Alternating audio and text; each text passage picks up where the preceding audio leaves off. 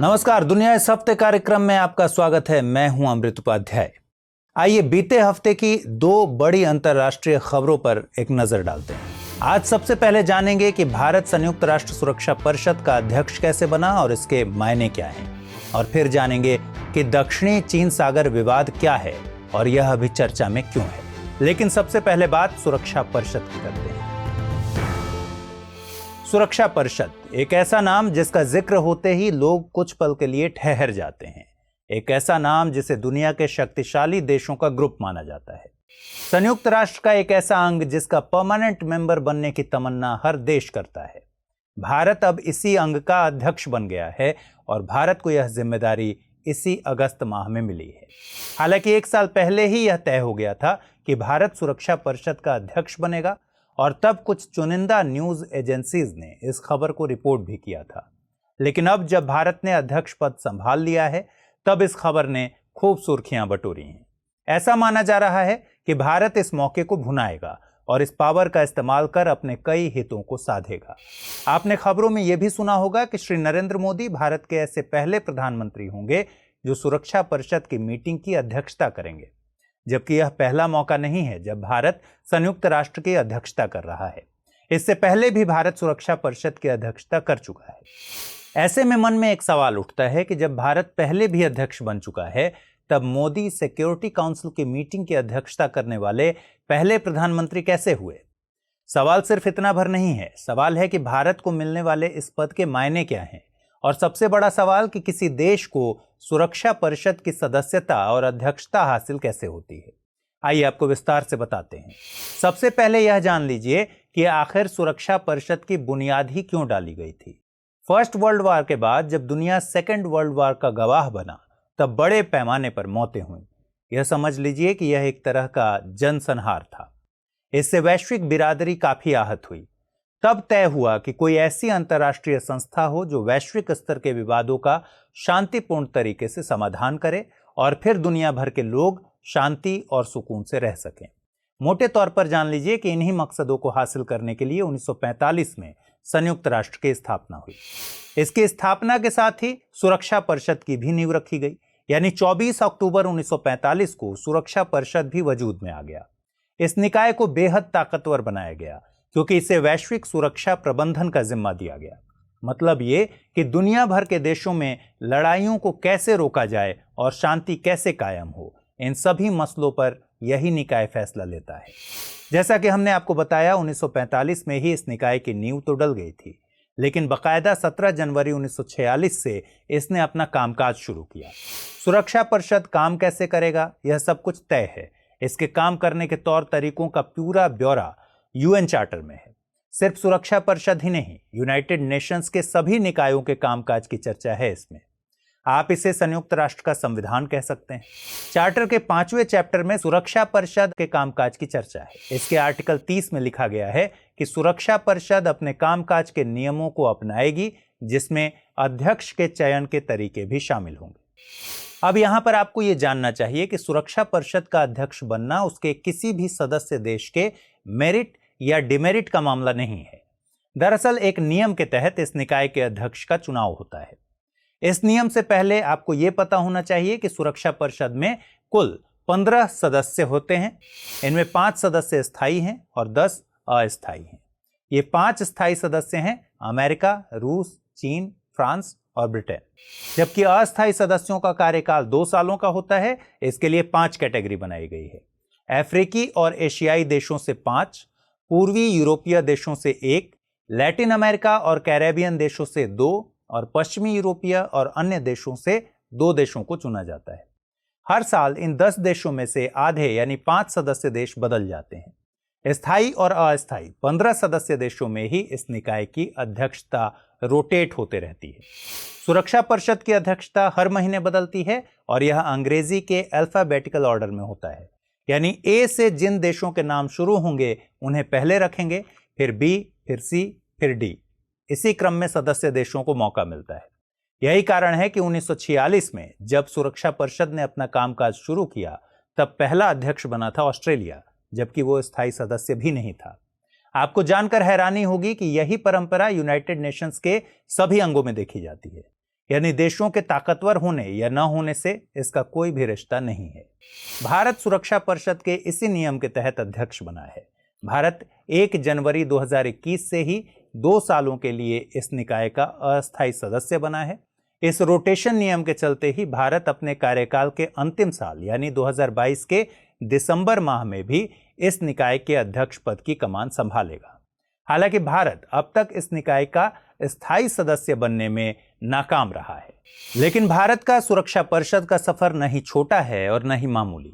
यह बहुत कम लोगों को पता है कि भारत इससे पहले 7 बार सुरक्षा परिषद का अस्थायी सदस्य रह चुका है और इस दौरान भी भारत ने कई बार अध्यक्षता की कमान संभाली है। भारत सबसे पहले जून 1950 में सुरक्षा परिषद का अध्यक्ष रहा था। ये वही साल था जब भारत को पहली बार इस निकाय का सदस्य बनने का मौका मिला था। 2021 से पहले भारत ने नवंबर 2012 में अध्यक्ष पद की जिम्मेदारी निभाई थी। अब फिर वही सवाल कि जब भारत इतनी बार इस निकाय का अध्यक्ष रह चुका है, तब प्रधानमंत्री मोदी सुरक्षा परिषद की मीटिंग को संबोधित करने वाले पहले प्रधानमंत्री कैसे? दरअसल भारत जब भी इस निकाय का अध्यक्ष बना है, तब भारत के प्रतिनिधि ही इसकी मीटिंग को संबोधित करते रहे हैं। आखिरी बार 1992 में भारत के अध्यक्ष रहते हुए तत्कालीन प्रधानमंत्री नरसिम्हा राव ने सुरक्षा परिषद की मीटिंग में शिरकत की थी, लेकिन उन्होंने इसकी अध्यक्षता नहीं की थी। लिहाजा अगर प्रधानमंत्री नरेंद्र मोदी सुरक्षा परिषद की मीटिंग की अध्यक्षता करते हैं, तो वे ऐसा करने वाले पहले भारतीय प्रधानमंत्री होंगे। अब आप ये भी सोचेंगे कि सुरक्षा परिषद की अध्यक्षता मिलने के क्या मायने हैं। इस पद की अहमियत इस बात से समझिए कि अध्यक्षता के दौरान अगर कोई अहम मुद्दा आता है तो अध्यक्ष अपने हिसाब से एजेंडा तय करता है। अध्यक्ष जो कुछ भी कहता है उसे पूरी दुनिया गौर से सुनती है। ऐसे में भारत के लिए अगस्त महीना बेहद अहम होने वाला है। मौजूदा वक्त में अफगानिस्तान में अमेरिकी सेना की वापसी के मद्देनजर वहां शांति स्थापना एक बड़ी चुनौती है। उधर पाकिस्तान अफगानिस्तान में तालिबान की पकड़ मजबूत होने को खुद के लिए फायदेमंद समझ रहा है। ऐसे में अगर ये मामला सुरक्षा परिषद में उठता है, इसमें भारत की भूमिका अहम होगी। हालांकि भारत ने कहा है कि वो इस दौरान समुद्री सुरक्षा, आतंकवाद विरोधी लड़ाई और शांति स्थापना जैसे अहम वैश्विक मुद्दों पर फोकस करेगा। साथ ही इन मुद्दों पर उच्च स्तरीय कार्यक्रमों की भारत अध्यक्षता भी करेगा और ठोस रणनीति बनाने पर जोर देगा। ऐसे में ये देखने वाली बात होगी कि भारत इस मौके को भुना पाने में कितना कामयाब होता है। चलिए अगली खबर का रुख करें। दुनिया भर में सीमा विवादों की कई कहानियां हैं। इन सीमा विवादों के चलते दुनिया के देश आपस में लड़ते भी रहते हैं। आमतौर पर आपको 2 तरह के सीमा विवाद देखने को मिलते हैं, एक स्थलीय और दूसरा जलीय। स्थलीय सीमा विवाद की कई खबरों से हम आए दिन रूबरू होते रहते हैं। हमारा देश भारत खुद इस तरह के ऐतिहासिक विवादों से दो चार हो रहा है। मतलब सीमा निर्धारण के चलते चीन और पाकिस्तान से हमारी लड़ाई है। लेकिन दुनिया में जलीय सीमा विवाद का एक ऐसा भी मामला है जो सारे विवादों पर भारी मालूम पड़ता है। अक्सर ये दुनिया की बड़ी शक्तियां इस पर शीत युद्ध के मूड में नजर आती हैं, मानो जैसे पूरी दुनिया इसमें उलझी हुई हो। यह है दक्षिणी चीन सागर का विवाद, जिसमें उसकी सीमा को लेकर दशकों से इन देशों के बीच नोकझोंक चलती आ रही है। इसकी सरहद से लगे देशों की तो छोड़िए, इससे बेहद दूर के देश भी इस विवाद से अछूते नहीं हैं। चीन इसके बड़े हिस्से पर खुद का अधिकार बताता है, लेकिन अमेरिका समेत दुनिया के कई देश उसके इस दावे को खारिज करते हैं। अब आप पूछेंगे कि आज किन वजहों से हम दक्षिणी चीन सागर पर चर्चा कर रहे हैं।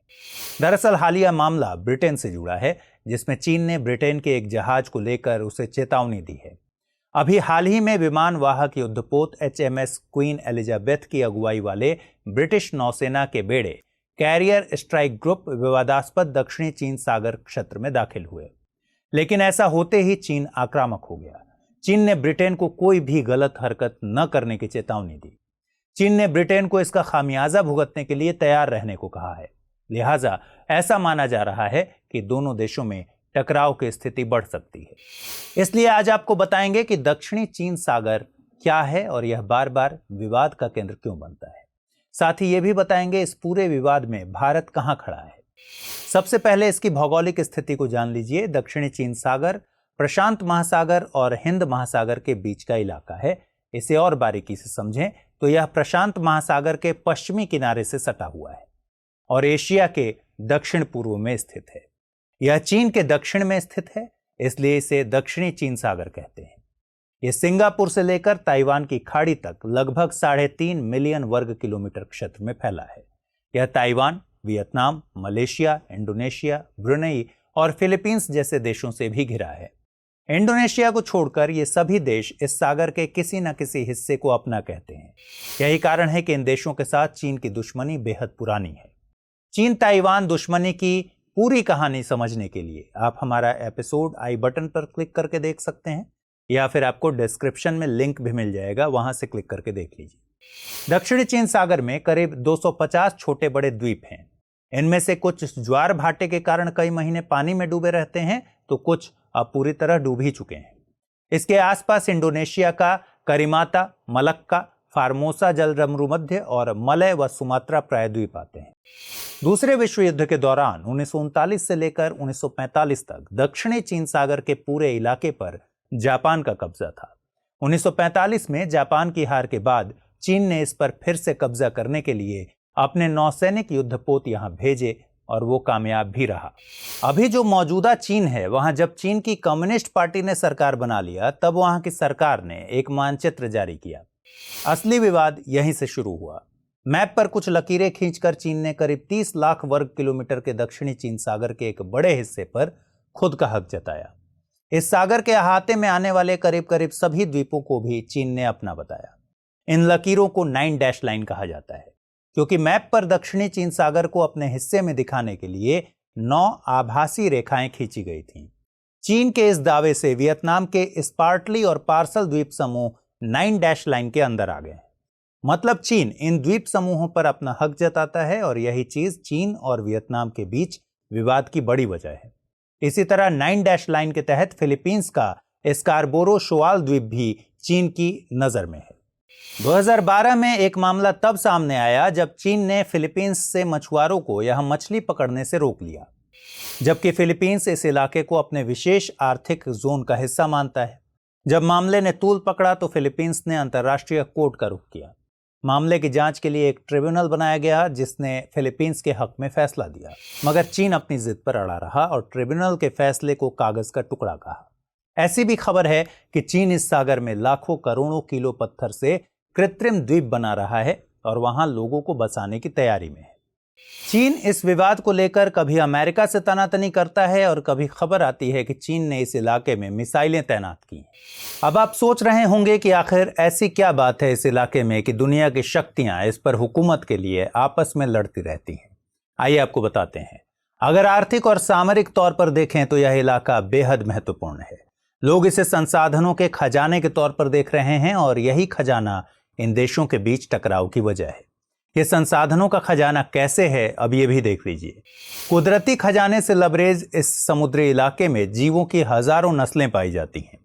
ऐसा माना जा रहा है कि यहाँ करीब 30,000 तरह की मछलियां हैं। यही कारण है कि वैश्विक स्तर पर चीन करीब 15 से 20% मछली उत्पादन करता है, और ये काम होता है इसी दक्षिणी चीन सागर से। हालांकि ये भी कहना गलत होगा कि चीन सिर्फ मछली पकड़ने के अधिकार को लेकर दूसरे देशों से लोहा लेता है। दरअसल दक्षिणी चीन सागर दुनिया के सबसे व्यस्ततम समुद्री मार्गों में से एक है। संयुक्त राष्ट्र conference on trade and development के मुताबिक दुनिया भर में जितना भी बिजनेस होता है, उनका तकरीबन 80% समुद्री मार्ग से ही होता है। और दिलचस्प बात यह है कि उनमें करीब 1/3 बिजनेस इसी साउथ चाइना सी के जरिए होता है। Centre for strategic and international studies की माने तो इस रास्ते से सालाना करीब $3.37 ट्रिलियन का व्यापार होता है। इतना ही नहीं, 70 के दशक में इस सागर में तेल और गैस के बड़े भंडार का पता चला। इससे भी इस इलाके की अहमियत बढ़ गई। यानी इस इलाके को हथियाने के पीछे की असली वजह यही सब वो फायदे हैं जिसके चलते सभी देशों की दिलचस्पी बढ़ी है। जब चीन ने एक मैप जारी कर दक्षिणी चीन सागर को अपना बताने की कोशिश की, तब किसी भी देश ने इसका विरोध नहीं किया था। दूसरे देश तो इसमें तब कूदे जब 70 के दशक में दक्षिणी चीन सागर में तेल और गैस के बड़े भंडारों का पता चला। मतलब यह हुआ कि इस इलाके में प्राकृतिक संसाधनों की मौजूदगी भी दुनिया की शक्तियों के लिए आकर्षण का केंद्र बनी। सवाल है कि इस विवाद में अमेरिका क्यों हमेशा खबरों में बना रहता है। दरअसल अमेरिका इस इलाके में सिर्फ चीन का वर्चस्व कभी भी नहीं चाहता। इस इलाके पर किसी एक देश का कब्जा ना हो, इसलिए इसमें अमेरिका की खासी दिलचस्पी है। मालवाहक जहाजों के साथ साथ उसके युद्धपोत भी इस इलाके से लगातार गुजरते रहते हैं। अमेरिका इसे एक तरह से नेविगेशन की आजादी कहता है। चीन जहां अमेरिका के इस सोच को उसका आक्रामक रवैया करार देता है, वहीं अमेरिका चीन के दावे को उसकी दादागिरी बताता रहा है। आखिर में यह भी जान लीजिए कि इस पूरे विवाद में भारत कहां पर खड़ा है। दरअसल इस विवाद से भारत का सीधे तौर पर कोई भी संबंध नहीं है। भारत विवाद में किसी भी पक्ष में शामिल नहीं है और यहां इसकी मौजूदगी चीन को नियंत्रित करने के लिए नहीं है, बल्कि भारत खुद के आर्थिक हितों, खासकर ऊर्जा सुरक्षा की जरूरतों को सुरक्षित करने के लिए है। हालांकि दक्षिणी चीन सागर में चीन की बढ़ती ताकत ने भारत को इस मुद्दे पर अपने दृष्टिकोण पर फिर से विचार करने के लिए मजबूर जरूर किया है। भारत वियतनाम और फिलीपींस जैसे देशों के साथ सैन्य साजो सामान के आयात निर्यात की गतिविधियों को बढ़ा रहा है। दक्षिणी चीन सागर विवाद को भारत के लिए पूर्वी एशियाई पड़ोसियों के साथ रिश्ते सुधारने के अहम मौके के रूप में देखा जा रहा है।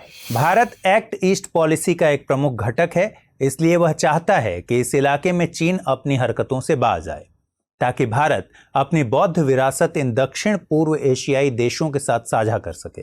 दूसरी तरफ भारत क्वाड पहल और इंडो पैसिफिक क्षेत्र का हिस्सा है। इसमें भारत के अलावा अमेरिका, ऑस्ट्रेलिया और जापान शामिल है। इन पहलों को चीन को नियंत्रित करने की रणनीति के रूप में देखा जा रहा है। आज के एपिसोड के साथ ही हम एक नई शुरुआत कर रहे हैं। दुनिया इस हफ्ते की इन खबरों को देखने के बाद आपसे हम कुछ सवाल पूछेंगे, जिनके सिनॉप्सिस बनाकर आप हमें कमेंट बॉक्स में जरूर दीजिएगा। तो आइए नोट कीजिए सवाल। पहला सवाल है, संयुक्त राष्ट्र सुरक्षा परिषद में भारत के अब तक के सफर पर संक्षेप में टिप्पणी कीजिए। भारत द्वारा इस निकाय की अध्यक्षता करने के क्या मायने हैं, विवेचना कीजिए। और दूसरा सवाल है, दक्षिण चीन सागर की भौगोलिक स्थिति को बताते हुए इस पर हो रहे विवादों के कारणों पर प्रकाश डालें। तो फिलहाल आज के इस कार्यक्रम में इतना ही। अगले एपिसोड में फिर से आपसे होगी मुलाकात नई खबरों के साथ। तब तक के लिए ख्याल रखिए। धन्यवाद।